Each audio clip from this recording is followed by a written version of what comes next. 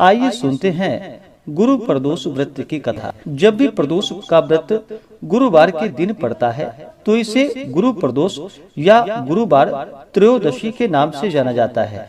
प्रदोष के व्रत में भगवान शिव का जो कि विशेष प्रकार से प्रदोष काल के समय में पूजन किया जाता है।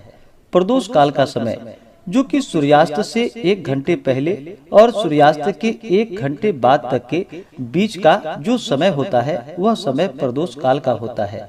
और इस दौरान भगवान शिव जो कि प्रसन्न मुद्रा में होते हैं, इसी दौरान भगवान का पूरे विधि विधान के साथ पूजन करना चाहिए।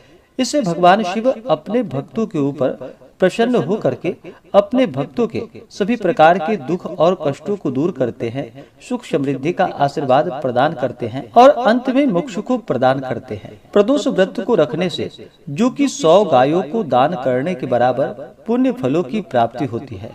प्रदोष व्रत के दिन जो कि दिन भर उपवास रहते हुए भगवान शिव का सुबह के समय में और विशेष प्रकार से प्रदोष काल के समय में पूरे विधि विधान के साथ पंचोपचार या खोटोपचार पूजन विधि के द्वारा पूजन करना चाहिए। कथा श्रवण करनी चाहिए, भगवान की आरती करनी चाहिए, भगवान शिव के स्तोत्रों का पाठ या श्रवण करना चाहिए। इससे पुण्य फलों की प्राप्ति होती है।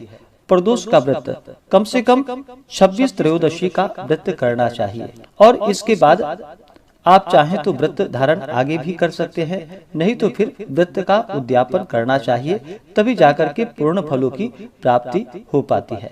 तो आइए सुनते हैं गुरु प्रदोष व्रत की कथा। तो बोलिए प्रेम से भगवान भोलेनाथ की जय, माता पार्वती की जय। हे भगवान भोलेनाथ, आप करोड़ों चंद्रमा के समान कांतिवान त्रिनेत्रधारी, मस्तक पे चंद्रमा का आभूषण धारण करने वाले, पिंगल वर्ण के जटाजूटधारी, नीले कंठ तथा अनेक रुद्राक्ष मालाओं से सुशोभित वरदहस्त त्रिशूलधारी भगवान शिव जी हमारे सभी मनोरथों को पूर्ण करे। गुरुवार त्रयोदशी प्रदोष व्रत कथा के अनुसार एक बार देवराज इंद्र और वृतासुर में घनघोर युद्ध हुआ।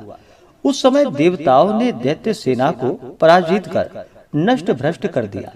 अपनी सेना का विनाश देखकर वृतासुर अत्यंत क्रोधित हो स्वयं युद्ध के लिए उद्यत हुआ।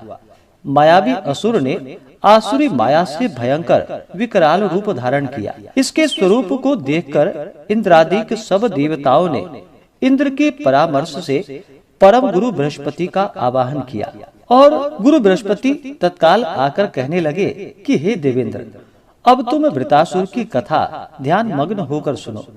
वृतासुर पहले बड़ा तपस्वी और कर्मनिष्ठ था।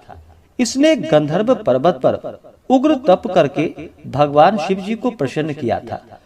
पूर्व समय में यह चित्ररथ नाम का राजा था। तुम्हारे समीपस्थ जो सुरम्य वन है वह इसी का राज्य था। अब साधु प्रवृत्ति विचारवान महात्मा उसमें आनंद लेते थे। वह भगवान के दर्शन की अनुपम भूमि है। एक समय चित्ररथ स्वेच्छा से कैलाश पर्वत पर चला गया।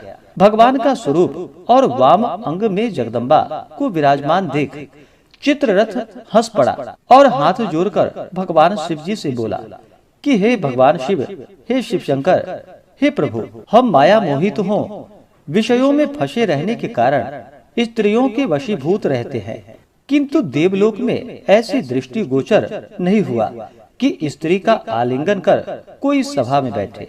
चित्ररथ के ऐसे वचन को सुनकर सर्वव्यापी भगवान शंकर हंसकर बोले कि हे राजा, मेरा व्यवहारिक दृष्टिकोण पृथक है।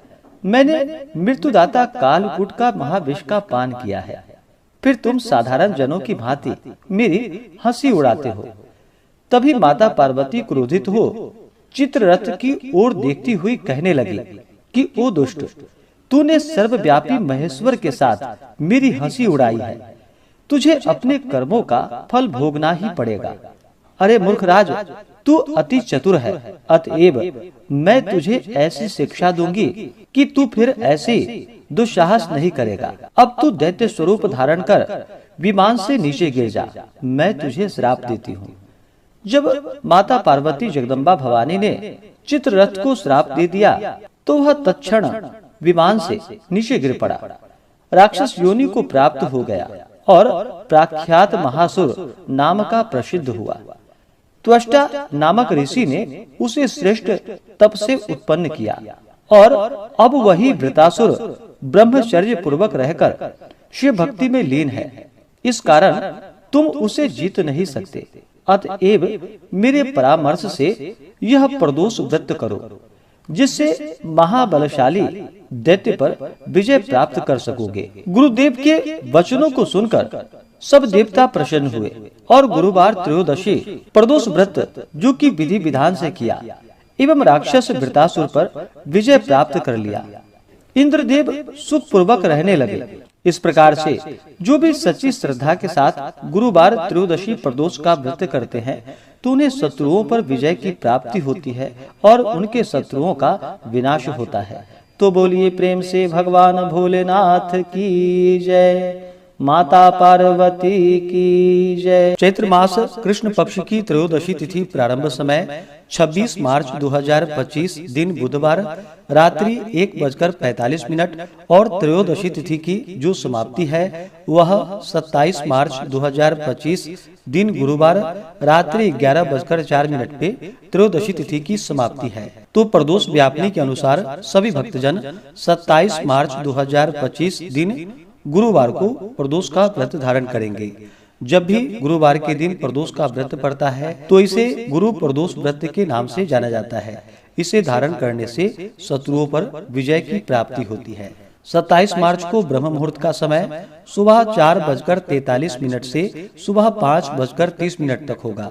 सूर्योदय का समय सुबह 5:55, सूर्यास्त शाम 6:12 होगा। 27 मार्च को प्रदोष काल पूजन का समय शाम 5:12 से शाम 7:12 तक होगा। तो इस दौरान भगवान का पूजन आदि का कार्य संपन्न करे तो बड़ा ही पुण्य फलदायी होगा। राहु काल का जो समय है 27 मार्च को वह दोपहर 1:35 से दोपहर 3:08 तक होगा। राहु काल समय के दौरान कोई भी शुभ कार्य या नया कार्य नहीं करना चाहिए, इस बात का ध्यान रखें। नक्षत्र शतभिषा होगा रात्रि 12:34 तक, उसके बाद पूर्व भाद्रपद नक्षत्र होगा। योग साध्य होगा सुबह 9:25 तक, उसके बाद शुभ योग होगा जो कि अगले दिन सुबह 5:57 तक होगा। जो भी व्रती हैं उन्हें व्रत के दौरान शुद्ध और सात्विकता का पालन करना चाहिए। व्रत को दिन रात्रि उपवास रहते हुए धारण करना चाहिए। जो उपवास नहीं रह पाते हैं, जिनका स्वास्थ्य सही ना हो, तो आप एक समय फलाहार ग्रहण करके व्रत को धारण करें। इस व्रत का पारण अगले दिन जाकर के सूर्योदय होने के बाद व्रत का पारण करना चाहिए। व्रती को व्रत के दौरान किसी के ऊपर क्रोध नहीं करनी चाहिए। अपने मन में किसी के प्रति ईर्षा या द्वेष का भाव नहीं लाना चाहिए। ब्रह्मचर्य का पालन करना चाहिए। इस दौरान श्री उमा महेश्वराभ्याम नमः, ओम नमः शिवाय आदि जप करना चाहिए। इससे अनंत पुण्य फलों की प्राप्ति होती है। तो आशा करता हूँ कि यह जानकारी आपको अच्छा लगा हो।